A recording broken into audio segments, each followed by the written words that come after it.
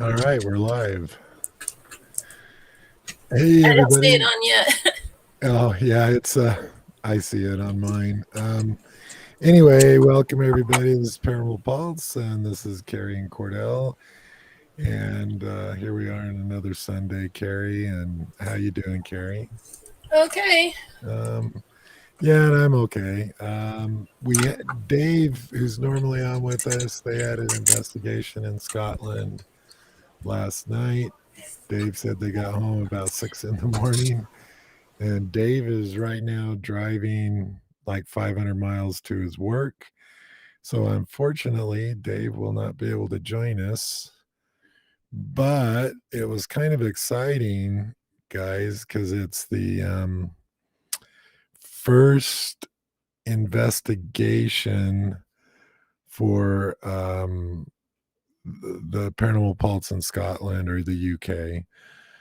Because of COVID and everything, they've been in lockdown and haven't been able to do it. And so they had their first one Saturday last night, and we are all excited about it. Apparently, went really well. They had 7 investigators there, and it was seemed to. They had some interesting things happen. And as soon as Carrie gets back, we'll talk about them for a minute. So unfortunately, Dave won't be able to join us, but that's okay because it was for good cause. They had their first big investigation, and but anyway, we did not have an investigation this weekend. We had one last weekend and the uh, weekend before that. So we've been investigating actually all along. That's because we've had very few investigators and isolated areas that didn't involve any interaction with the public. So that went well. And as soon as Carrie gets back, I'll just talk about Dave's investigation now while we're waiting for Carrie to get back. Um, so I talked to him this morning. Yes, from Scotland. Um, so they had um, on video, apparently, they captured this white mist. And here's what he said that they had two major types of activity. They laid out some trigger objects, some cards, and a deck of cards. Well, here comes Carrie now. Hey, Carrie. Hey. So they had Carrie. So this is what Dave told me.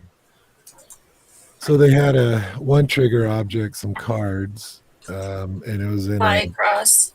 it was in a deck, just a regular deck sitting on a table, and it the card sprayed across the table out like if Yeah. somebody took a deck and just What did he call fanned it. it?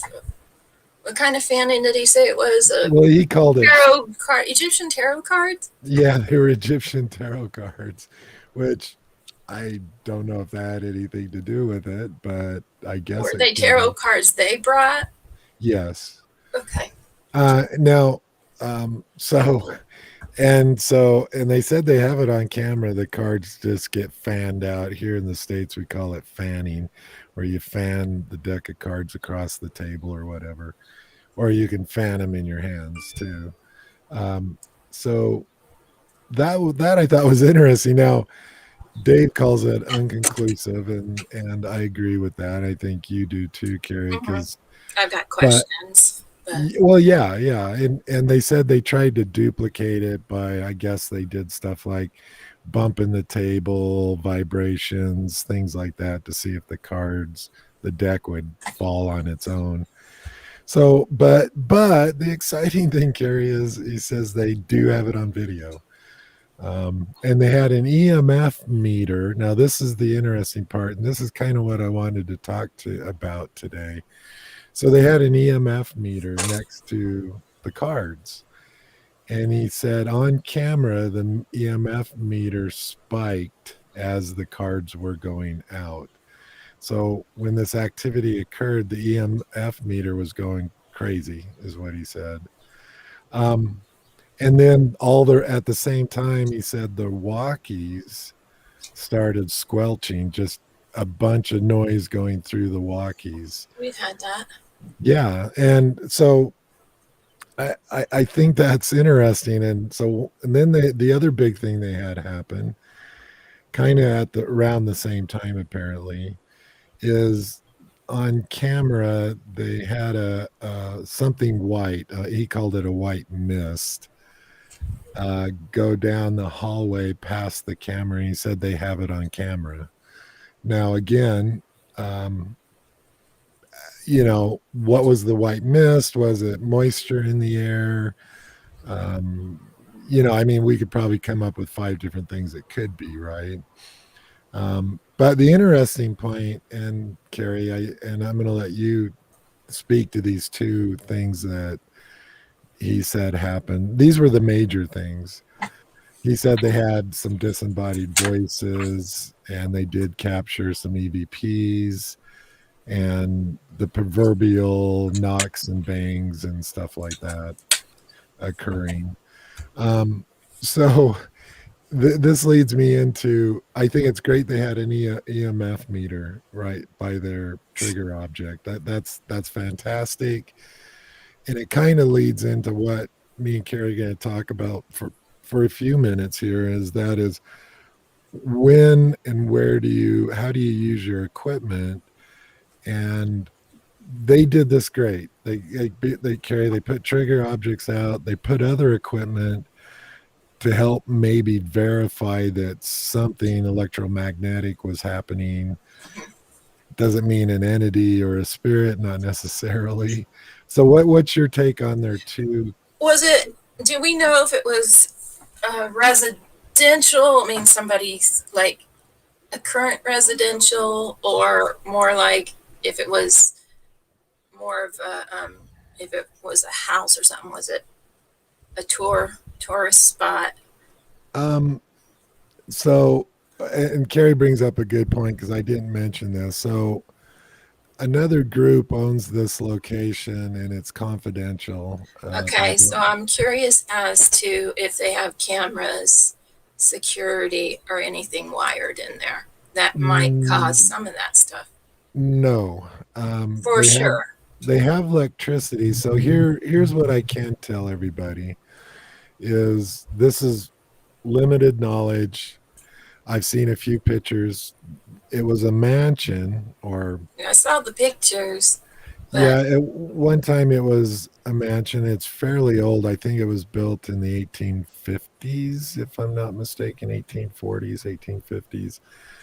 And it served multiple purposes over those decades and decades. But it had been left in disrepair. The roof had collapsed. So the entity the group that owns it are rebuilding it and restoring it. So it's also a construction site. So it does have power. And that's why they were able to run CCTV cameras last yeah, but night. I've seen places too that aren't supposed to have things in there to find out that they are hardwired in secretive ways. I'm not saying that's the case. I'm saying that's something you do have to think about too, Yeah. because I've run into it a couple times. Yeah. And they, far as my knowledge, if I remember correctly, uh, and we'll have Dave on next week and he'll talk about, well, we hope we will, and we'll talk about the intricacy of this investigation. But that's one good question. And he did basically say that it didn't have anything. They had power because they're restoring it. Now, having said that, that's all the information I have. So, but it brings up the interesting thing about equipment, and they did it right. I think on the cards they had an EMF detector. I don't know if they had audio next to that also, Carrie. Um, because I think that's one of the keys is that one, obviously know your equipment, know what it does, what's the purpose of the equipment, what do you expect to get from the piece of equipment, and also put when you have trigger objects to have multiple pieces of equipment to help verify some activity other than the trigger object moving. And that's just, what's your take on that, Carrie? Yeah, I'm sorry. I've had a bunch of stuff going on over here. So, Yeah. but I know what you said is going to be good. And I know Dave is very thorough on how he investigates. So, Yeah, Dave is, well, I'll just be blunt about it. Dave's pretty anal about marking everything, times, dates, where it's placed, photographs, and then Dave takes that same dedication to debunking too.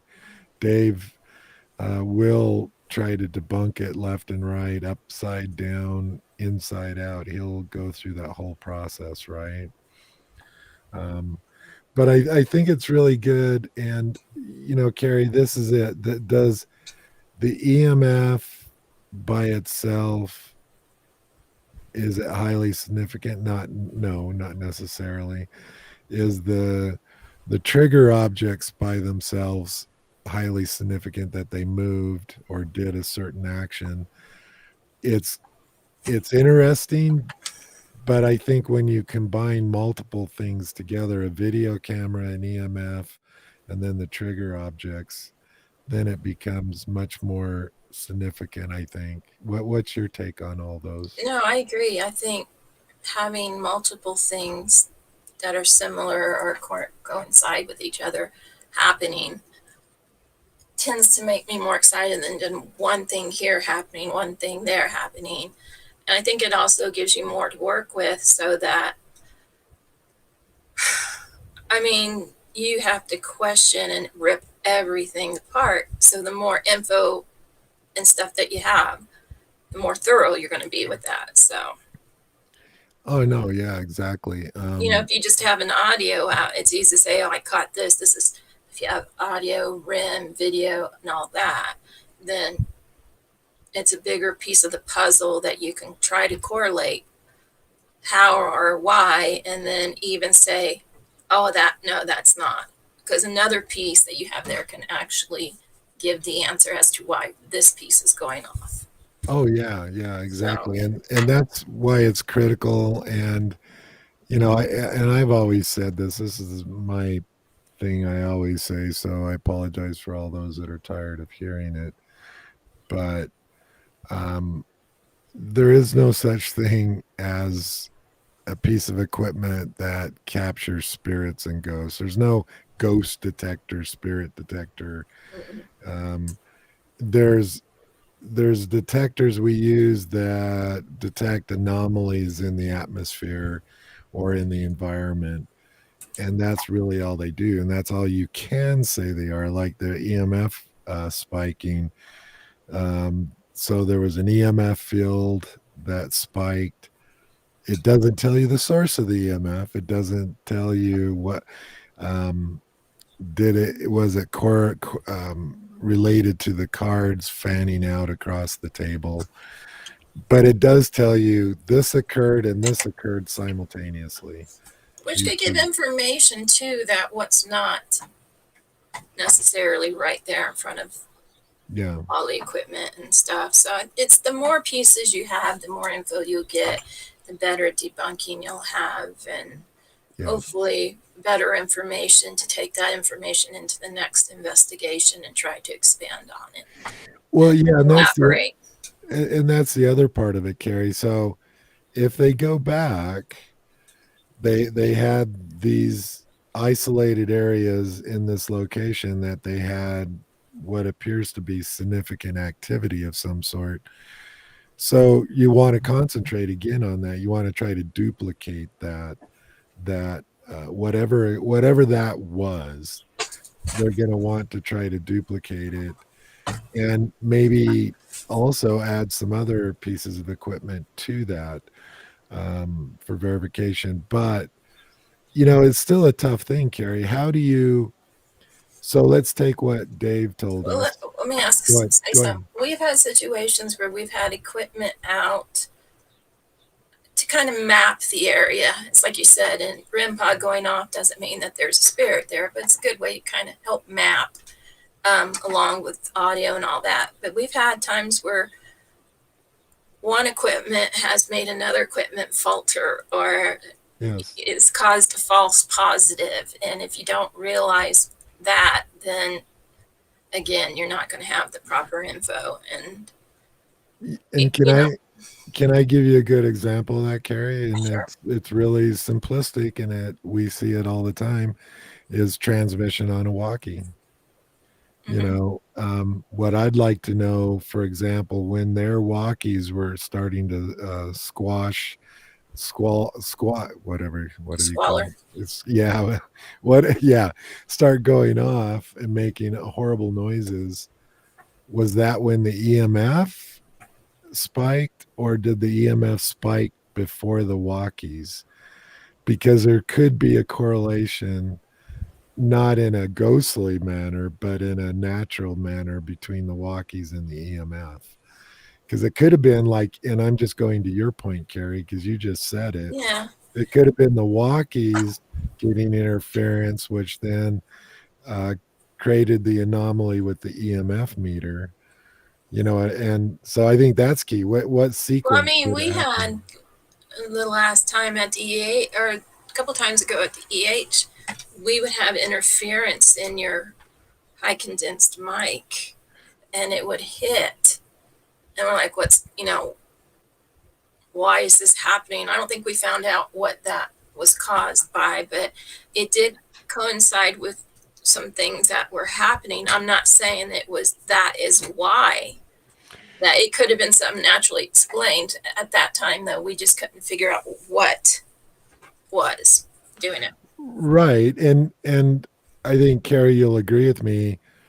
We've had stuff that happened, and I'm just throwing out a number here, but like 6 years ago, for example, whether it was 6 years, 5, 7, but that we're still trying to figure out.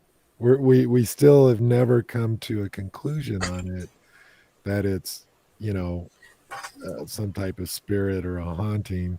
But we've had things happen, and that's the frustrating part, Carrie, is because we've never, like, let's take when the ball was thrown at the right? It was thrown at you for, I don't know, dozens of investigations. We had that ball there afterwards. Mm-hmm. It never happened again. We And I can't tell you, Carrie, how many times that I'd see that ball in that windowsill. It's in this roll of painter's tape. It's sitting, so about 40% of the ball's inside the roll of tape. It was like a 5 pound dog ball. Yeah, how in the crap? And I would like slap it. How much force does it take for it to even get out of that roll of tape onto the floor? But I did that for a dozen investigations. We had it I there. I think that kind of comes down to our ignorance with the location. Like if that happened there, then it's going to happen again. Someone's there. Instead of thinking it happened there, maybe this person's going around. They're going to be down here next time, Right. or what. Because I did have, like, I had 2 more times I had a ball. Thrown. Yeah, and not in the same place, completely different floor. There's the problem, But right? I think the problem is too, and we were guilty of it too. It was something. I know it was. There was more to it too. I was going through something and going back and forth. Um, is that you get excited to have this great piece. It is something, but you can't let that define what your is so-called person or it happened. It's going to happen again. We just got to find out when it's going to happen again. Well, but I think you hit on an interesting thing.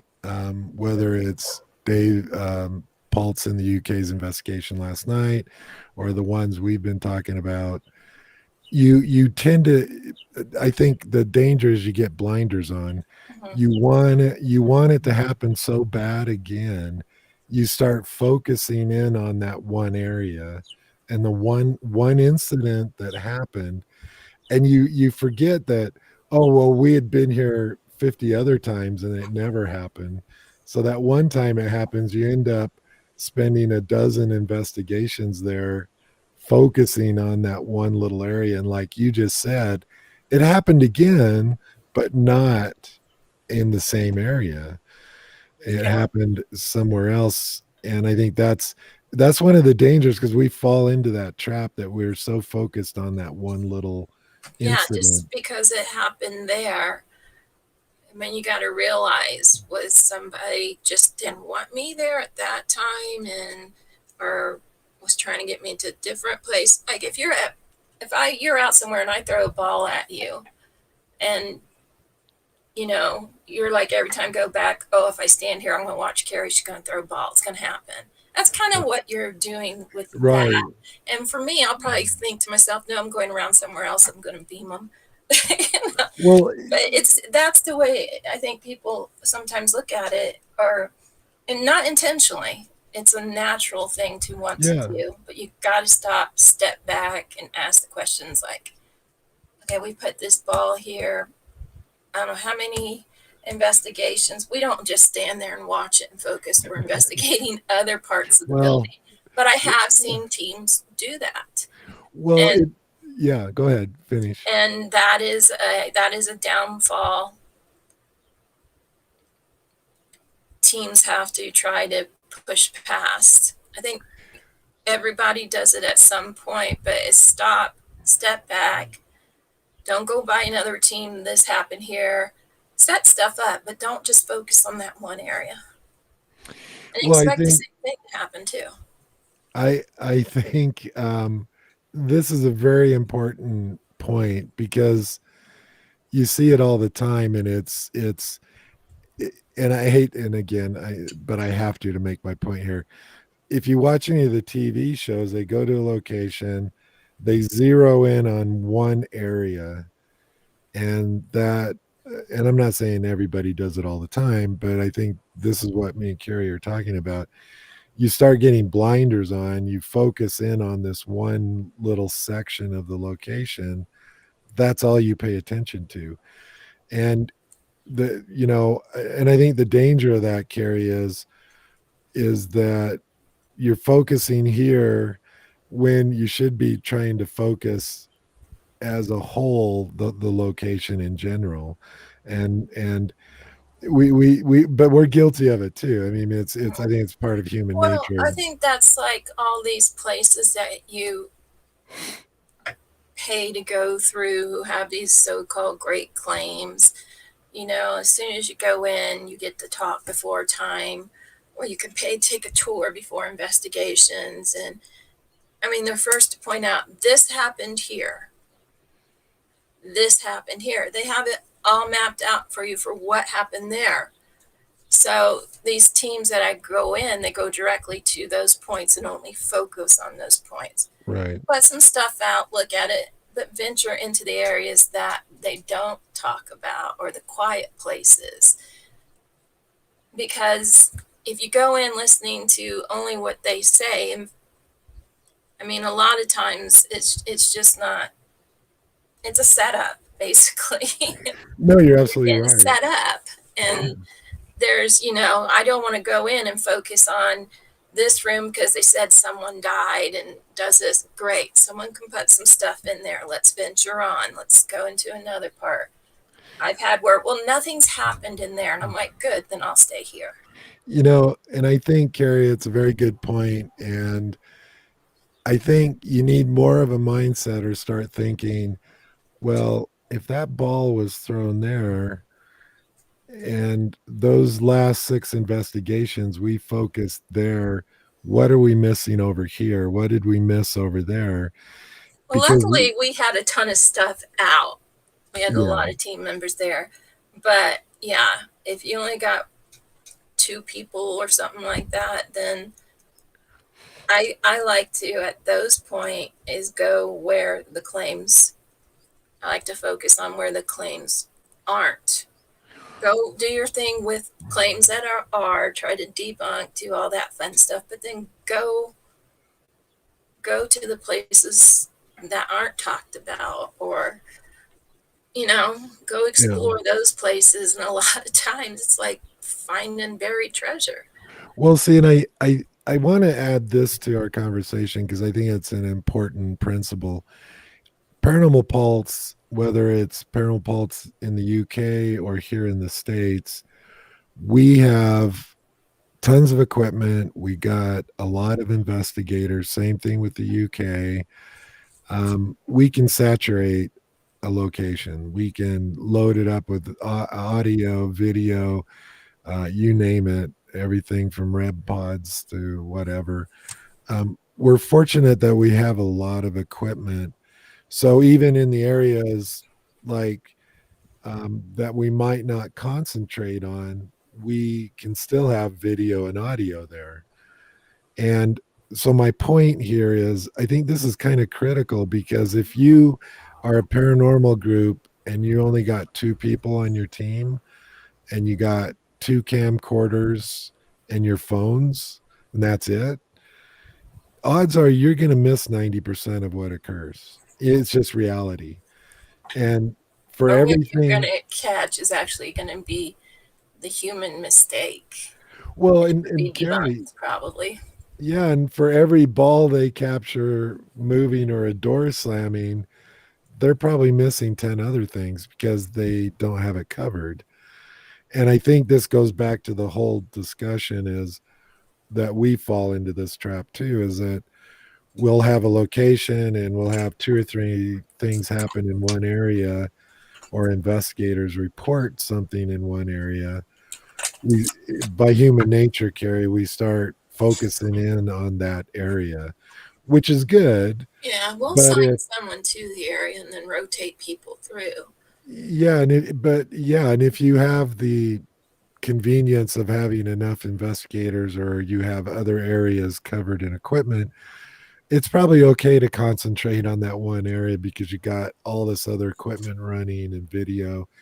But if you're a two or three man paranormal group with just a few pieces of equipment, you're probably going to miss more than you ever capture. And I'm not saying that in a bad way, Carrie. I'm not saying like, No, oh, it's a learning process. but I think everybody needs to understand that if you're on an investigation with two people, okay, here's an example, Carrie. I think, and so say me and Carrie are the only ones that goes to a location. We know our limitations because there's two of us, Hmm. and we put out equipment in multiple areas. But even if we focus in on one or two areas, we know we're not focusing in on the first floor or this one or that bedroom over there, but it's a conscious decision. But we have enough equipment that we can still, just with the two of us, cover other areas. And Yeah, I don't think there's anything wrong with if there's only you and somebody else, Carrie, or maybe that's as big as your group is. There's nothing necessarily wrong with focusing in on a section mm, because that might be your best thing, especially if you get to go back. Here's my yeah, that's the question. thing. You always want to try to go back if you can. First thing you do when you go an investigation or set it up is, do we have the possibility of coming back? And whether you're going to get it by your word of mouth reputation, or you'll say, if we do this and you see what we do, is there a chance that we'll be able to come back? And a lot of times, people will. So here's the question, Carrie. So just for discussion's sake here. So say Carrie, you're part of a group and there's just you and one other person in this group and you have a camcorder, two audio recorders and your phones. And you get into a location legitimately because we don't trespass, right? Uh, and so here's Carrie's group, and let's say it's four floors.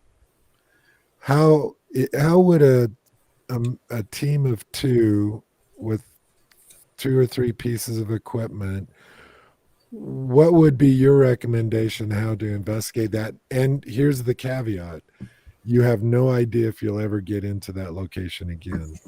And so, my question to you, Carrie, and I'll answer it too for discussion, is it better to try to do a sweeping and cover as much area as you can in 8 hours? Or do you just go by the gut feeling? Because you don't know if you'll ever get back into it. What's your thoughts and take on that? I think if it's a location and there's just two of you and you know the odds of you're not going to get back in there, I think you have to go in with the intention to debunk as much as you possibly can um, to help answer those questions. And if you can only focus on certain areas, then I think in that situation, take some of that time, put stuff out to try to debunk the claims of like where everything so called is happening. But like I said, take some time and venture outside of that. But if I only have one time of getting in there, for me, part of what I want to do is, okay, I either want to debunk these claims or really support them and say, yeah, wow, this is happening, or we do believe this is happening. But if I can also sit there and say, yeah, no, it's because of this is debunked and all that, that's just as good too, because you're not the one that's getting fooled. Well, that's true. That's true. And I kind of would answer it because I agree with 100% of everything you said. And so, and I know me and yours approach to a new location is a little different. And for the audience out there, I'll let you know when we get a new location, Carrie's like, don't tell me anything. I don't want to know Yeah, I don't know anything. anything. And I'm the opposite. I go to the owner and say, yeah, tell me everything. Where's the hot spots? I want to, and We're because, pretty and good though. We get locations and are able to go back many times, several years too. yeah, So that makes yeah, a difference. yeah. And, but so my approach of that would be I would want to know if they have hot spots.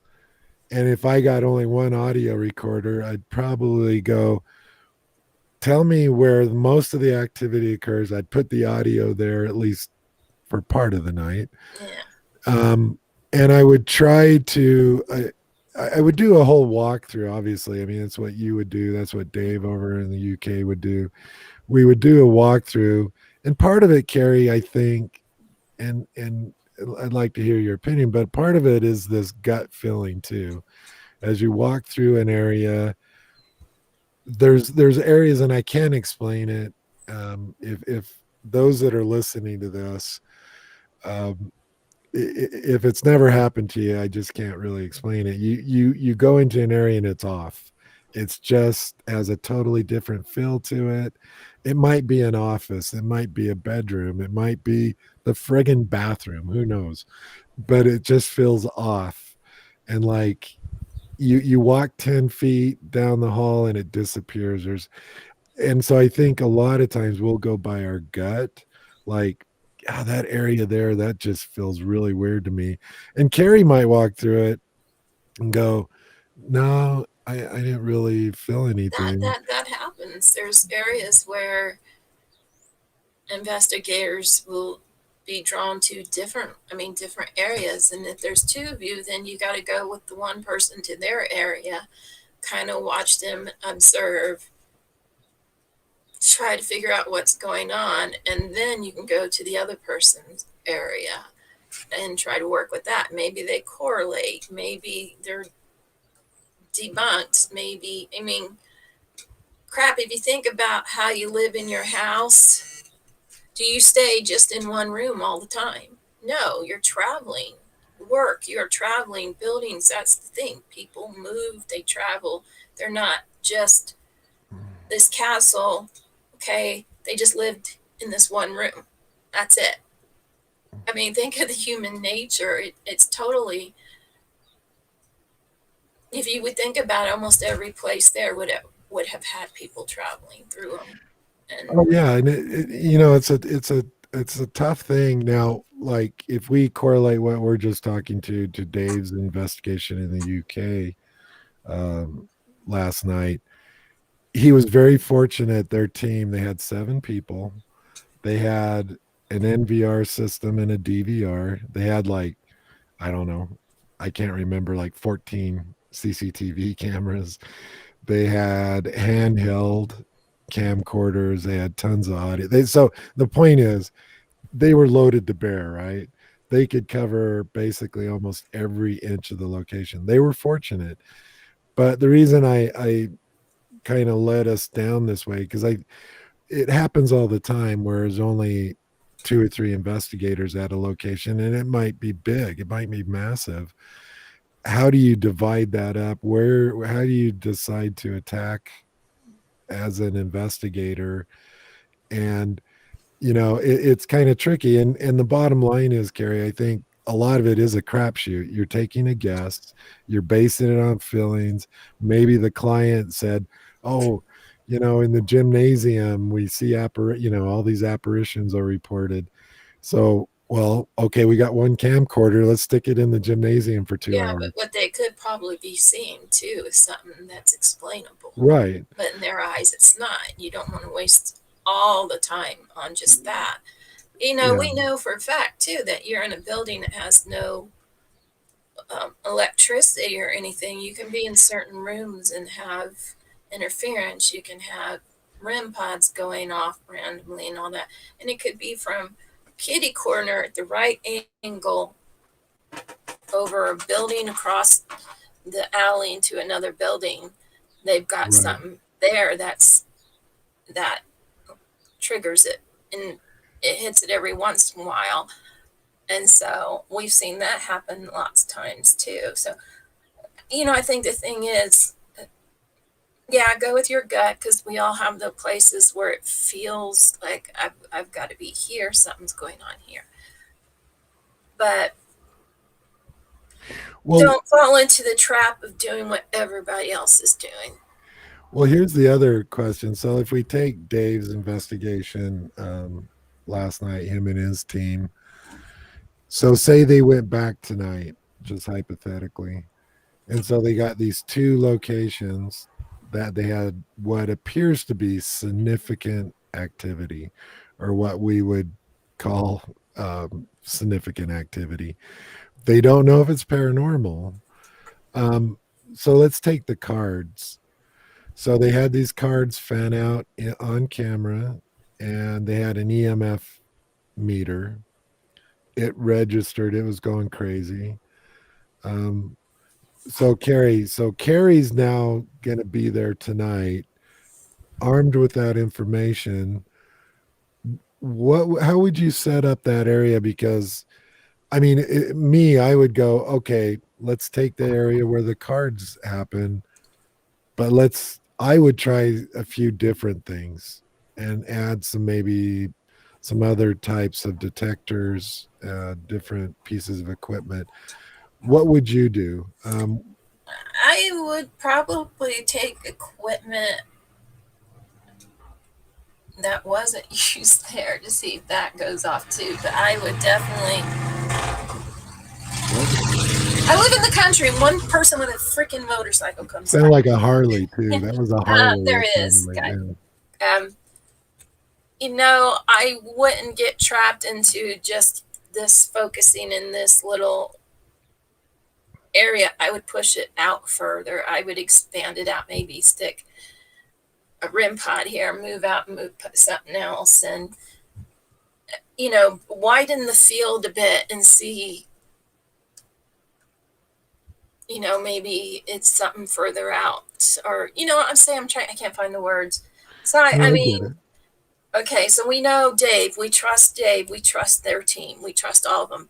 They've got this, let's just say, in this one area in a big room, square area in a big room.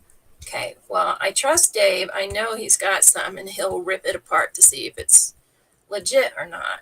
So maybe I'll just put something there. Okay, so since Dave has covered that, I've got something there. I'm going to expand out. My perimeters are going to widen a little bit. Um, so that's in my mind. That's what I would be doing. Yeah. Well, here's what I would do just based on what I already have. I have like 60 decks of cards. Yeah, I put triggers out in that, but I would trigger out too. I mean, expand it. yeah, well I would definitely expand it. I'd put a deck of cards in every location there to Yeah, every, see. 20 feet or just like a grid, expand. And the other And thing is mapping it out. so Have someone map it out and hit the highlight areas. So you know for sure this was caught here. Okay, so if this happened here, could it someone have come through here or another room? You know how it goes. Then say, okay, we'll focus on that area. And then yeah, keep mapping that information. and it's funny because there's so many variables. It's like floorboards, right? We've seen it over and over. A floorboard will you name it, we've either seen it or heard it. A floorboard that literally sounds like a little kid. We've seen floorboards move a chair or something 20 feet away. Well, We've let me we ask you some. Yeah, Okay, so let's say someone comes to your house because it's been claimed it's how the spirit, the Cordell lives there. Um, and someone comes in and they put this thing on your table and start asking you all these questions, and you're looking at this object and you're like, what the fuck is this? I'm sorry. yeah. What is this? You know, and why is it here? So are you gonna, the question is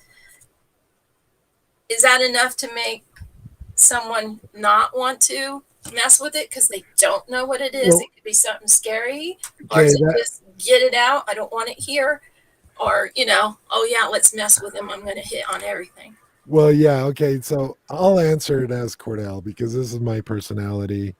Even if I knew what it was, this is probably what I would do. If somebody set that on, the ghost of Cordell's floating around here, just because of my stubbornness, what I would probably do is never set that device off. I would probably Go do something I else. would slam the door behind the guy where I knew nobody could see it, but it would scare the crap out of Mm-hmm. him. I would do something 20 feet away instead of doing what he's demanding because I'd be like, who the crap are you? I'm not going to do what you ask. Well, exactly. Uh, That's the thing too. I mean, you just can't put these blinders on. And if it was that easy, Cordell would be the ones like, come hither in the bathroom. I'm going to mess with you in here. yeah, Or, you I'm know, gonna hide what the ghost of Cordell would do is hide all the toilet paper. yeah. I mean, you Uh, got to think of what the human trait, what a human would do, what you would do, and put that to what you're so investigating because they're people like us with probably the same type of thoughts.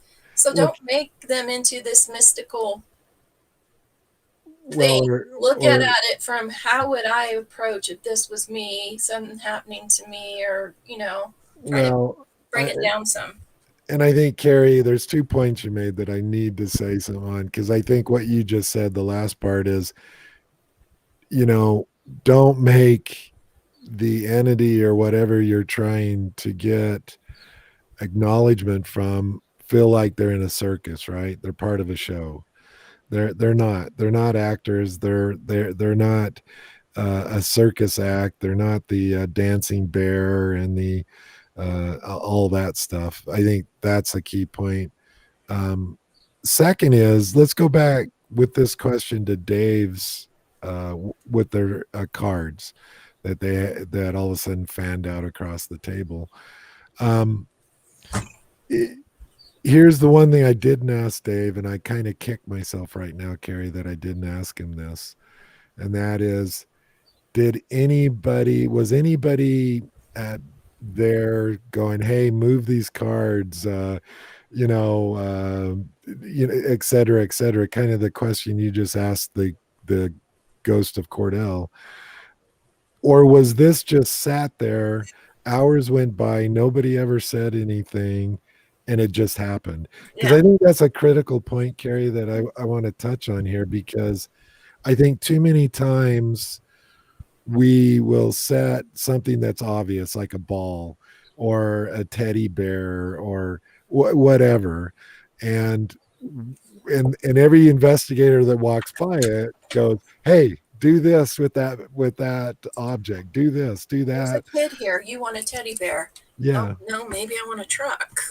Well, and I think you just hit, though, I think you hit on a really important thing.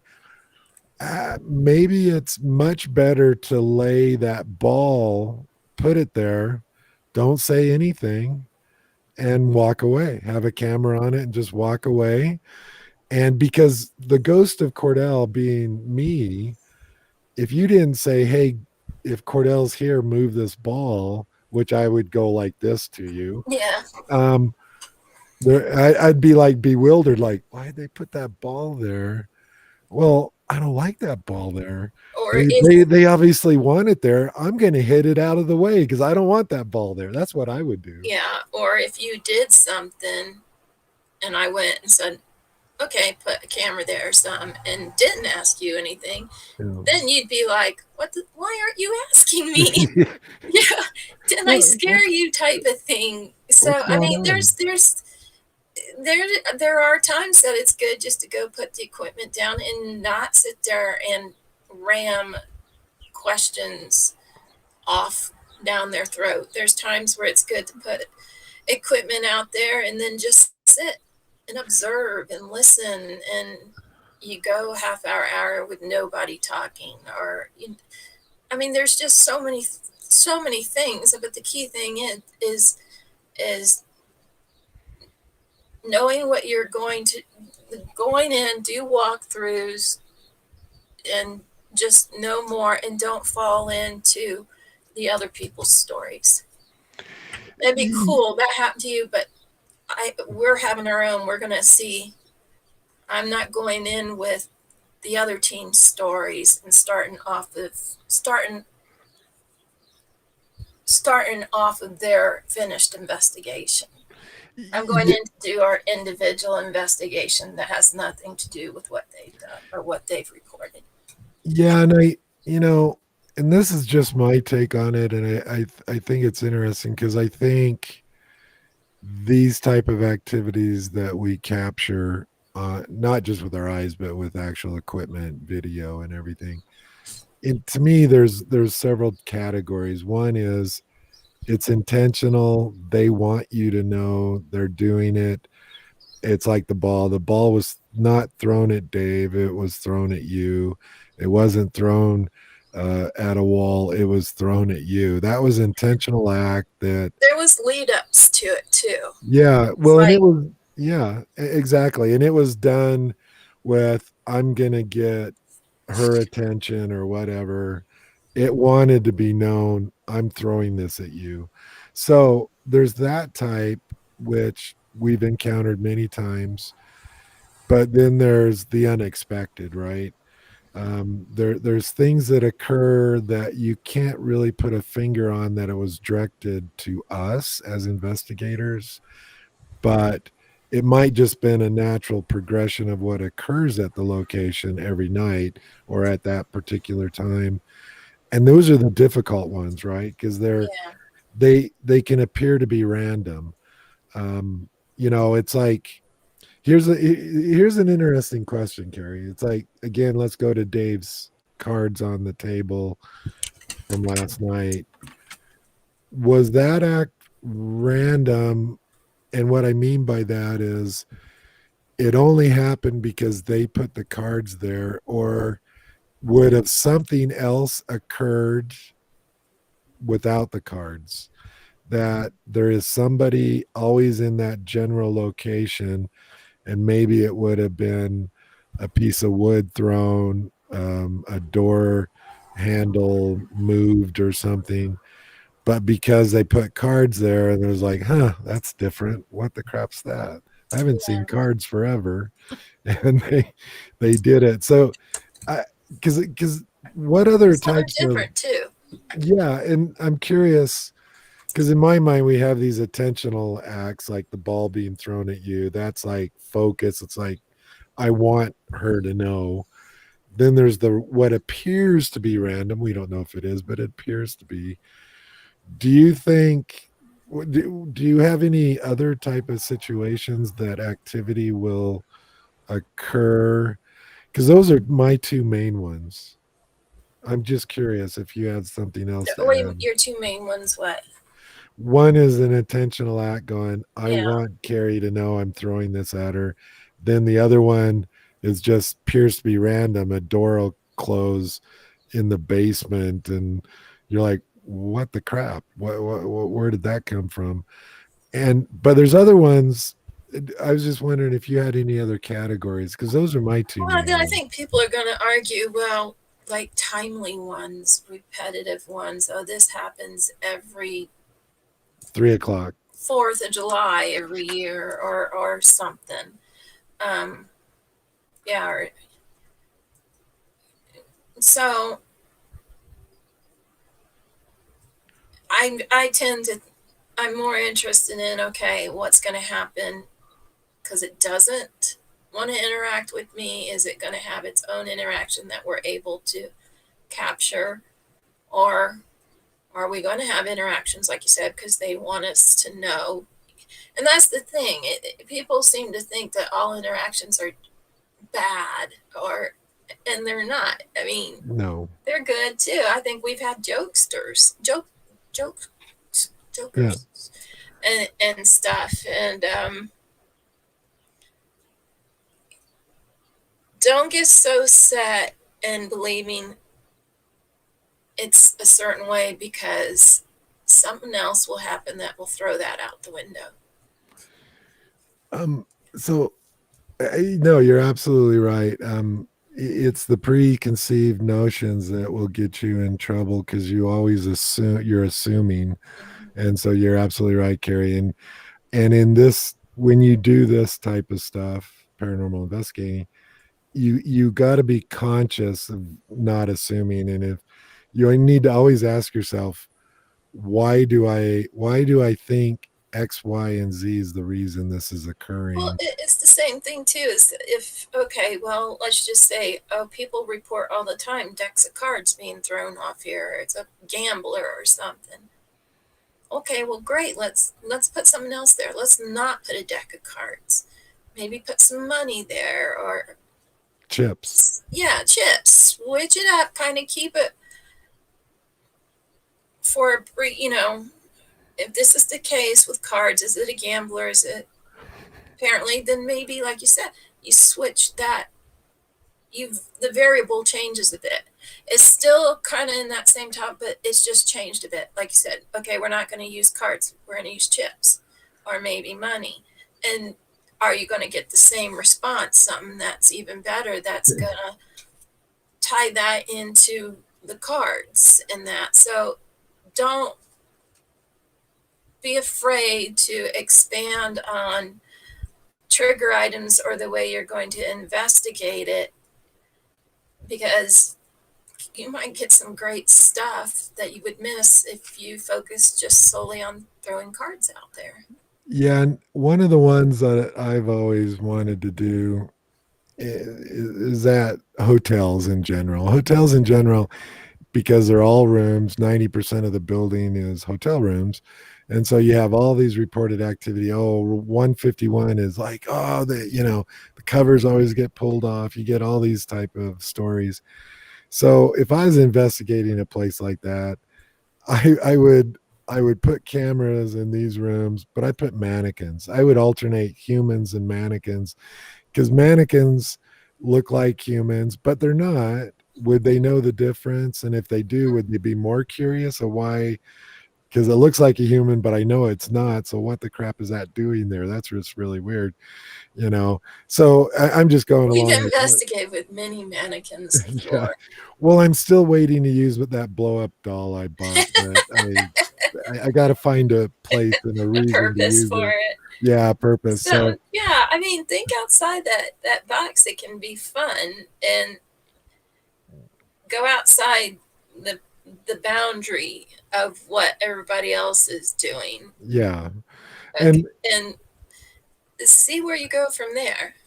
and I think here's the other part that I think that gets lost in the shuffle too, and a lot of people don't do it because they don't think about it, is that, say you set a video camera up on a bed, or focusing in on a bed in a hotel room.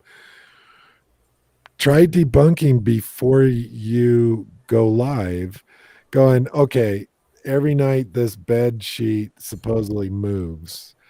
Well, do some debunking before you go live with that investigation. What could cause the bed sheet? Because you can debunk at Yeah, that point, Carrie, that's part right? of just observing Yeah. your surroundings, mapping it out.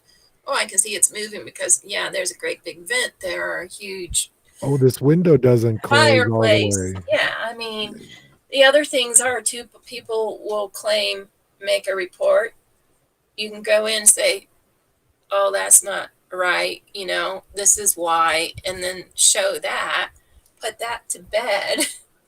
So other teams know, kind of like, yeah, that wasn't paranormal, and move on. Right. We've heard, come into contact with that so many times. Teams, I won't even call them teams, shows creating and saying things about areas to find out teams are going in, and that's all they're focusing on. We've been there, or it's clients that we know, and we're like, that's a joke. It's nothing. It's like the ash soot thing, but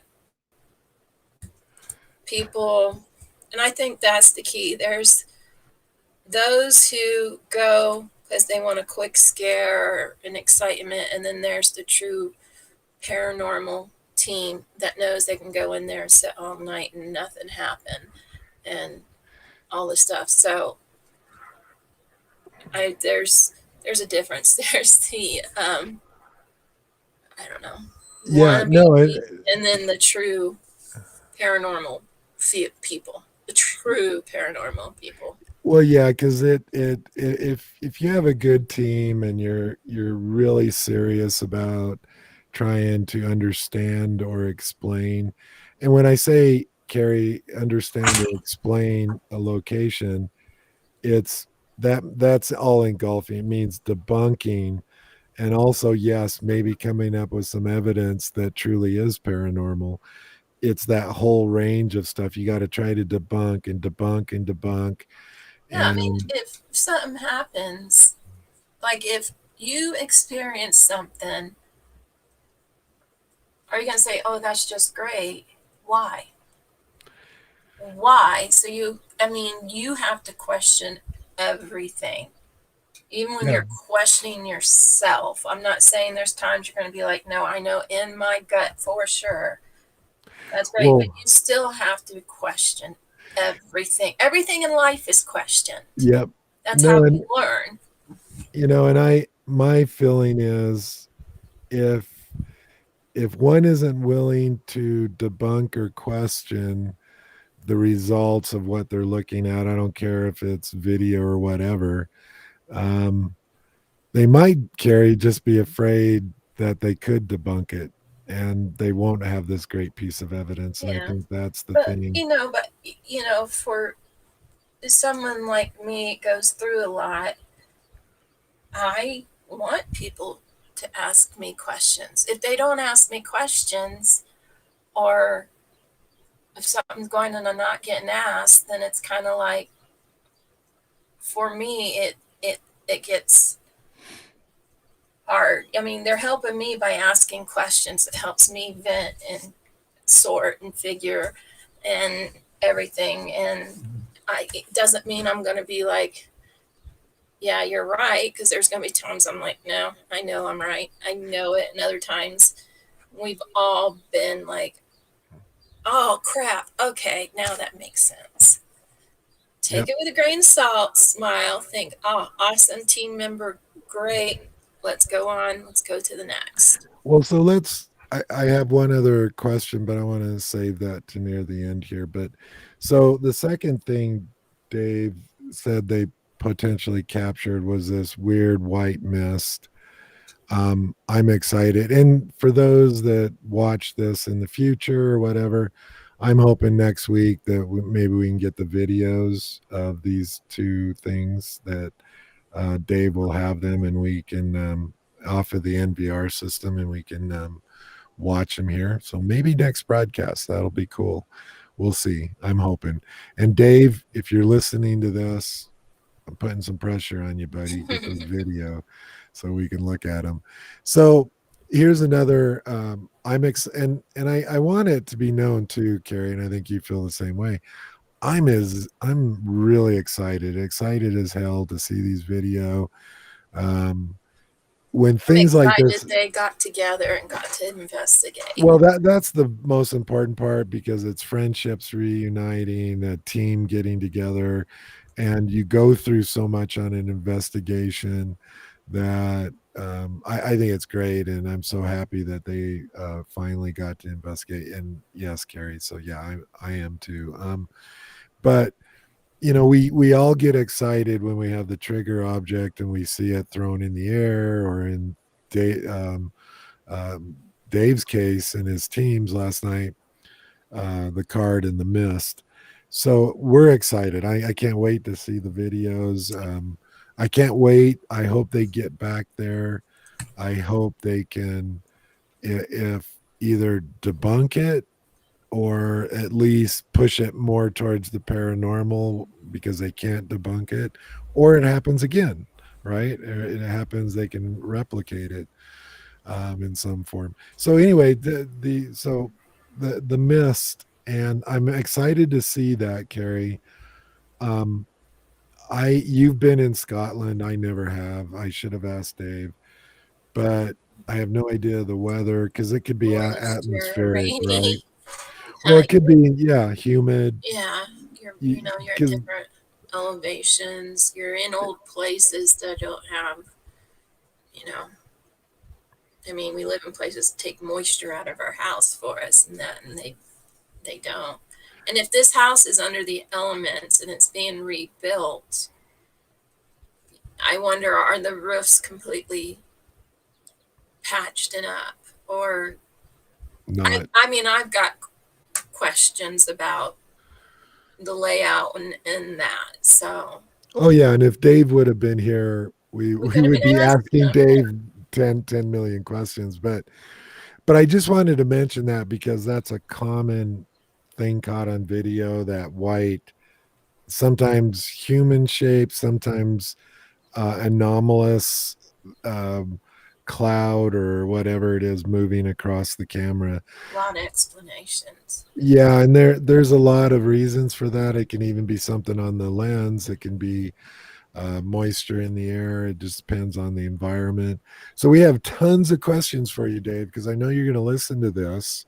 And so me and Carrie are going, I hope you can have the video because we want to see the video. We're excited. We love this. There's nothing, Carrie, more exciting to an investigator going, oh, I think I caught some. I think I finally caught, it's like that person that does this and it's their first apparition they see, or what appears to be an apparition. It's such an exciting, strange, and emotional thing that occurs. And so I'm excited about this video because it's what we all hope for, right? We're all hoping for that perfect video that cannot be debunked, and going, I told you George Washington was here. Right? I mean, we're all looking for that. Uh, so I didn't want to really talk too much about the mist, because the mist, or what he described as a white anomaly, because we really need to see the video, right? We Yeah, we know what cards look like being fanned across a table. We can visualize that. Um, but a mist or something. We really got to see the video. You I'm still though excited. on even the cards and everything, you gotta look at the pattern too. Yeah, Why? How is, I've seen people say, "Oh, look, this is moving," or "It's moved," and you look at it and it's just okay. Something's just not right, or it happens again and it's identical. The pattern, the movement, everything is identical. In real life, there's little variables that would make each thing just a little different from the last one. yeah. Oh And yeah, so, I mean, that's important to watch it. And if you got to go back, watch it again. Okay, it's starting here, going that way. How can this be? Is there a reason? I mean, so I mean, everything that happens, and if it's legit, great. If you can come up with even a possible answer for it, then that's great too, because then you're taking it another step further. Because I rather know that something isn't, so that when there things are, it's that feeling of, oh yeah, yeah, and I think it's important to touch on this one thing because it goes to with what you're saying is it's probably one of the most difficult and frustrating points of investigate. Well, it is for me. Is a lot of times you'll capture anomalous things, evidence. I don't care if it's audio, video, photos that you can't necessarily debunk straight out, but you can't literally call it paranormal. And it's this, and you end up just saying, hell, I don't know, I don't know. It's unknown. okay to have an I don't know. I will No, take it is, I don't know.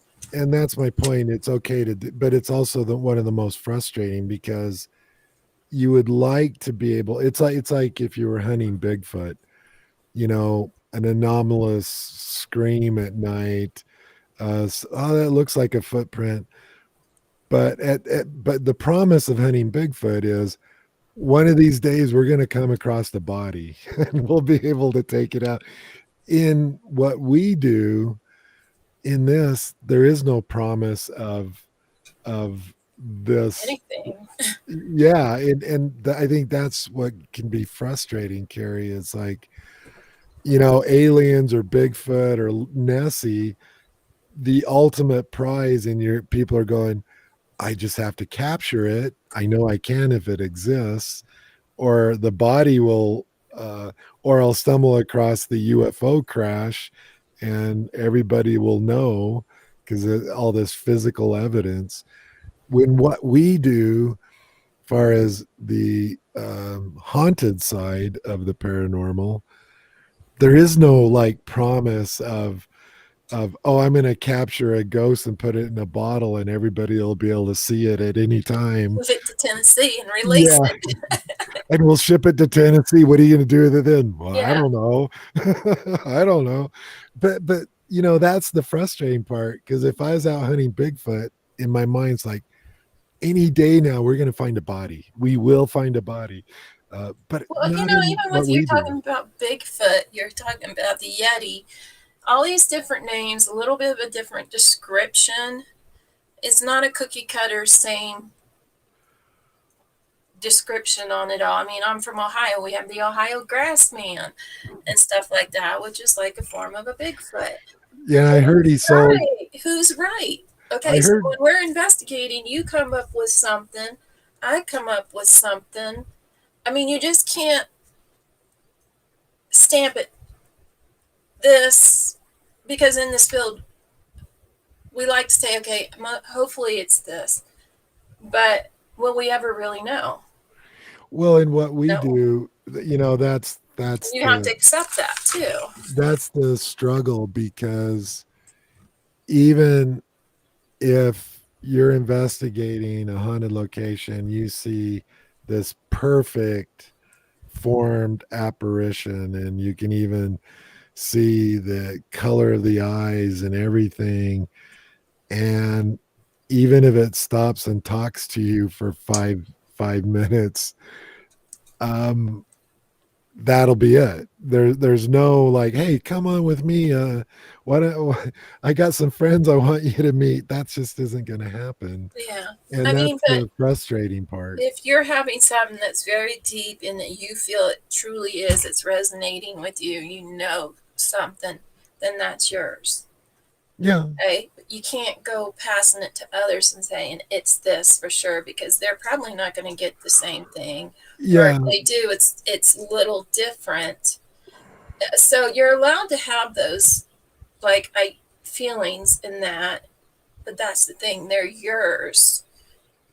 You can't have someone else feel it, or you can't go give these as evidence and that. But I know we all had our own experiences in that, and I believe and trust you guys, and you know, but be aware, keep as much information, who, what, where, when, why. And yeah. something can happen and it could be 10 years later it happens again. Keep Well, When you're yeah. thinking, jot things down. I've got Well, papers on papers here, jottings. yeah. And Dave, if he was here right now, would agree 100% with that statement. No, and that is the frustrating part with what we do in the haunted arena is that um, a lot of stuff, even if even if you were there and you saw it and you're 100% convinced, it still ends up at best most likely an unknown. Like Yeah. I we think it is this, but we're not 100% sure. You can't be 100% sure in this field. Yeah, It's and that's my impossible. point. But So Carrie, it's almost a quarter after, and let me ask one thing again. Don't be afraid to question people on what. If they're honest and think this is something, then they're going to give you back their honest answer with feelings. I mean, it's going to resonate with them. I think that's important because they're willing to be questioned about things and try to explain things and all that versus someone, oh no, this yeah. happened, and so Well, so what I was gonna say to finish up the show was we're gonna try to help Dave out here. We're gonna try to help Dave and his team. Okay. And here's the question. This is for Dave. And I'll answer it first, just because Dave, I want you to do it right. So if Dave and his team got back into this location hypothetically next week, and they had a camera on the cards, they had an EMF meter. Um, the question to me and Carrie is for Dave, what would, if you're going to duplicate the situation in the instance that occurred, what other equipment would you add to it? And Dave, um, I'm answering it first because I already know what you're going to put there because it's your favorite, and I that's already know the what I would do. SB7. He'll put an SB7 there, Yeah, guaranteed. He I know will. what I would He, put. he loves that. And no, so being serious, and Dave, I know Dave will listen to this. That's why I had to say it. And by the way, guys, yeah, I bet we will all have the same answer. Dave hates the SB7. He honestly does. Well, I think there's not a right or wrong to this question. I just thought it'd be interesting to hear what me and Carrie would do, and then what Dave next time he's there, what would he Write do? my answer So right there. go ahead, Carrie, go ahead. I would put another audio out. Um, Opposite, even if it's another good camera with a voice, but I would put another audio out. If it's caught on camera, a voice, or it's seen or heard, if you have audio in a different direction, is it caught on that? If it is, I mean, like what we do, opposites and that, or, yeah, no, my answer is the same. My first choice would be definitely audio, and it's interesting because I put audio with my cameras. yeah, and And and I got Dave the has best camera, so I still use audio. and Dave still his CCTV has audio, which is facing a certain way. So I would do the opposing. It's interesting too because part of me would want to change the location of the camera or add a second camera in a different direction. Flip it, put the camera the opposite of what it Right. was, and the audio where the camera originally was. Yeah, and I would probably A different put the camera. camera in a different location, add audio. I might the I mean it's one of those situations that because we do this all the time, right, Carrie and Audio on the Dave? floor. We've done that for tables that were supposedly tipping, and Well, here's what always seems to happen. So something happens again, then you go, okay, well, just in case, let's concentrate this equipment on there, see if it happens again. And then it never happens again. And that's the frustrating part. It'll happen 10 feet away, and so maybe put a camera way in the back somewhere, the furthest back you can go, so you get a bigger field of view covering a bigger area. And covering maybe, what you're using to cover the smaller area. yeah, well, yeah, and yeah, so you end up with video that's multi-layered, further back, field of view, closer. I Something agree in with between Carrie. it, something happening in between the spaces. Yeah, I definitely have audio recorder because you're going to pick up more stuff with that than the CCTV audio, um, or even throw a good camcorder in the mix. But I would probably try to get a bigger field of view of the area if it's possible. If it's a real narrow area, you can still do it, but it's a little limited. But anyway, I just wanted to throw that out, Carrie, see if we could throw Dave some ideas. I don't know if they can get back or when they will. Well, if another team has it and they're rebuilding it, I would assume that they would be able to. Yeah, and I I, thought they had another location coming up here. it used to be. I don't know if it's the same, but if you investigated in England, some were paid to go investigate to do things to have a team come in. The team was paid, and in other locations, the team has to pay Oh, to interesting. get in. So, and if you're lucky and you can find locations where you're not having to do that, that's great. But Yeah. But we wish Dave the best. We want to see the oh yeah, video. I'm excited to see the videos. I'm excited I'm excited to to hear from Joan and Mark and whoever else is yeah. there. Yeah, and Love Dave to death, but I want to hear outside of Dave too. yeah, no, we got a standing invite for anybody on Dave's team. We've tried to get Mark on. Technical difficulties limited his ability to get on, but Craig and anybody on his team, Kay, anybody on Dave's team, you're welcome to join us. We'll let Dave arrange that. And as we wrap up here, and we've been going about an hour 20, which is and it's interesting because we kind of it was because of Dave's investigation and what they potentially caught is what spurred this whole conversation today.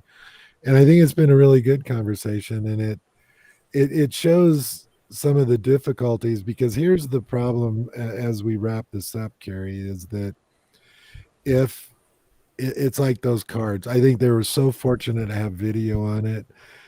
It 80% of the time it seems like the video's just out of range or something. Mm-hmm. You just miss it.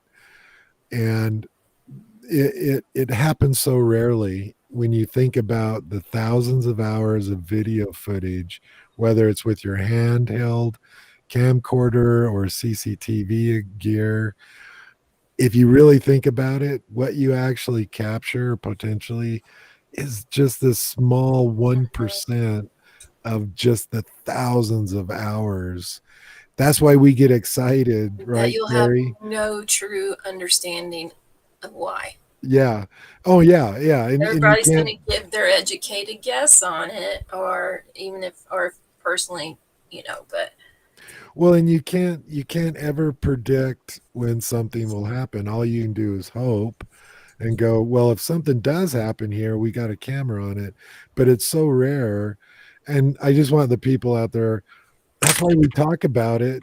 That's why we get so excited when potentially you did capture it on video, because it's probably less than 1% of all the video footage we do that you actually capture something, and that's why we get excited. in the paranormal world, unfortunately, a lot of things you become complacent with. It's like, okay, this happened, we know, so we've got this, move on. But we don't know, and you could go and it be something different. So, I mean, again, it's back to assuming. And, you do something, let's just say something like the cards, and you switch it up a little bit, and you could say you go back 5 years later. Yeah, see if it happens again. But that's 5 years. In 5 years, hopefully, you've come up with all these thoughts, questions, and variables and stuff that you want to try. And I think the problem is like you said, people say, "Oh, that happened. That's it. I've got the answers," and Yeah. we don't. And that's the thing. And that's exciting in itself too, because it gives us more to do. No, you're absolutely right. And as we'll wrap this up now, and um, I think this has been interesting. I hope everybody enjoyed this, or anybody listening to this enjoys it, because we're talking. I want everybody to know that whether it's Dave, me, and Carrie, or just me and Carrie, or if it was just me and Dave, we're trying. We're trying to talk about the paranormal as we experience it. And yes, all the pitfalls, all the difficulties, the frustrations, but also, Mistakes. yeah, and we make mistakes all the time. And a lot of times we didn't know we made a mistake, but when, because of events, you realize going, oh, yeah, that might not work. And anyway, the point being is that we're just sharing what we experience. And yeah, in upcoming shows and in past shows, we did 2 shows carry on here about photos that we've captured and stuff, and going over the photos and the ghostly photos, whatever you want to call them, the unknowns. And we're going to do more of those. We'll do some more that we go through a list of evidence and play that here. And because I know there's people out there that want to hear and see what we've captured. But I also want people to understand what we're talking about. These discussions are so vital, because this is what we talk about when we're on investigations Mm-hmm. and when we're reviewing evidence. And this is all part of the paranormal. Sitting It at base camp, just hitting each other with these. You say something, and then Dave's like, "Yeah, but think of it this way," and then I'm like, "Yeah, but then you can go this way," and it's this constant. And, guys, it doesn't have to be technical. no, I think well, everybody no, thinks you have to have all the technical words and then, know your equipment and that, but talk from your heart, your gut, your mind. Don't try to make words that you can't associate or understand to what's going on. It's okay. yeah, and but and Carrie, I just also want to emphasize that discussing and all these things that we go through and the investigation, you spend 8 hours, and one thing occurs, somebody sees a shadow and reviewing it's a mouse. That happens all the time. And Pat it's yourself on the back for finding it. yeah, it's when you investigate and you have a good team and you take it seriously, it's kind of like a stakeout. I'm imagine for like the police. They probably spend days where nothing happens, and they're just sitting there drinking coffee, Staring at eating the same. eating cheese cheese Its or Yeah. potato chips. eating bad food and bad hamburgers, waiting for something to happen. It's okay to walk away for a bit too. Yeah, Give yourself a break, refresh, focus on something else for a bit, come yeah. back. And anyway, so on that note, and I'm so excited as I say goodbye, Carrie, and good night. Well, I'll let you say good night first, or good afternoon, Good and afternoon. then I will. But I do want to add this before we do say goodbye to everybody. Dave and everybody in the Pulse UK family, team second, family first. We're so happy for you guys. Finally got out to go and investigate. It must have been great to be together out there doing all that stuff after over a year of not being able to. Um, we're so happy for you guys, and you guys are fantastic, and you always are top notch. Great team, and thank you very much. Yeah, And on that note, Carrie, go ahead. I'm excited to hear and see and discuss this with them and it be good heart to heart, honest and questions. And yeah, it's family.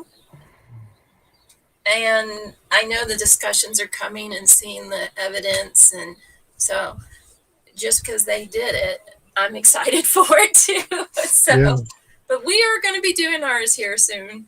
I just have 4th of July weekend off for us, but then it's picking up. So But yeah, and again, Carrie, we're very happy for proud of that them. team, and they're going to do a fantastic job as they start investigating more They're and going to more. come with new, fresh eyes to it. And then when they talk to us with how they're approaching it, it will help us see in other ways too. So Yeah.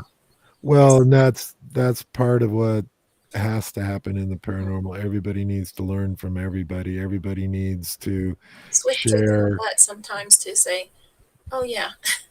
Yeah, well, and all the paranormal groups need to share and help each other, and that's how we get better as a community. But anyway, on that note, we're gonna say goodnight because we're hitting an Miss hour. Dave, missed you a lot. Hope to hear Mark, Joe, and Craig and everybody. Wonderful job, Cordell. Love ya.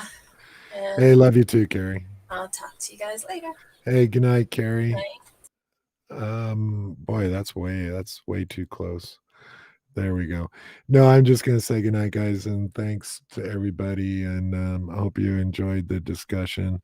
And like I said, in future episodes too, because we've done quite a few that actually where we've shown evidence and shown stuff that we've captured. We're going to continue that. We just want, there was some discussion broadcasts that we want to do like this one today, but we'll start going back to some of those and adding some evidence in because I know people like to see that. But anyway, I hope everybody has a great Saturday and a fantastic week coming up. And take care, everybody, and be safe.